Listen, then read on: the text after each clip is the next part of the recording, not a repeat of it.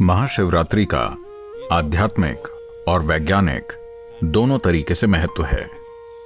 शिवरात्रि का अर्थ है हर महीने का 14वां दिन, जो कि अमावस्या से एक दिन पहले आता है। एक वर्ष में 12 से 13 शिवरात्रियां होती हैं। इन सभी शिवरात्रियों में से वो शिवरात्रि जो फरवरी मार्च के माघ महीने में आती है, उसे महाशिवरात्रि कहते हैं। ग्रह के उत्तरी गोलार्ध में उस दिन इंसानी सिस्टम में ऊर्जा स्वाभाविक रूप से ऊपर की ओर बढ़ती है। हर एक जीव अपने भीतर ऊर्जा को ऊपर की ओर बढ़ते हुए महसूस करता है। इस ऊपर उठती हुई ऊर्जा का केवल वो ही प्राणी सही से उपयोग कर सकते हैं जिनकी रीढ़ की हड्डी सीधी है। मानव होने का हमारा सौभाग्य है कि केवल हम ही एक ऐसी प्रजाति हैं जिसकी रीढ़ विकसित होकर सीधी हो गई है।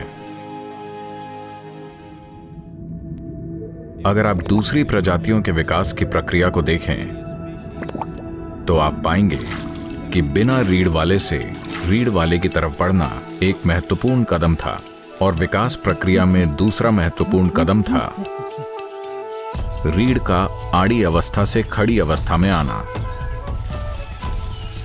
मस्तिष्क वास्तव में तभी विकसित हुआ जब रीढ़ सीधी हुई।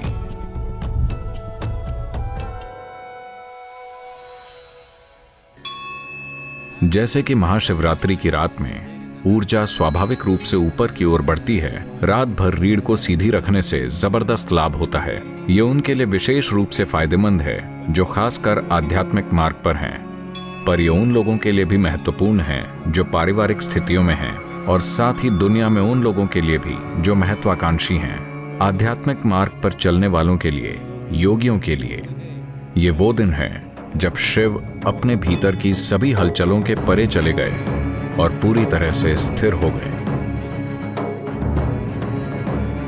इसी दिन उनकी तीसरी आंख खुल गई और उनका बोध खिल उठा।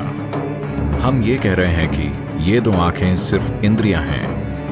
ये आपको आपके आसपास के भौतिक पक्षों को ही दिखा सकती हैं, लेकिन अगर आप इन भौतिक पक्षों का आधार देखना चाहते हैं, अगर आप उन सूक्ष्म आयामों को देखना चाहते हैं जो प्रकृति की भौतिकता से परे है, अगर आप उसे जानना चाहते हैं, तो आपको बोध के एक अलग आयाम की जरूरत है। बोध का वो आयाम जो भौतिक से परे है, उसे तीसरी आंख कहते हैं। तो ये वो दिन है जो आपके तीसरी आंख खोलने या आपके भीतर बोध के गहरे आयाम को उजागर करने की यात्रा को सहज बनाता है।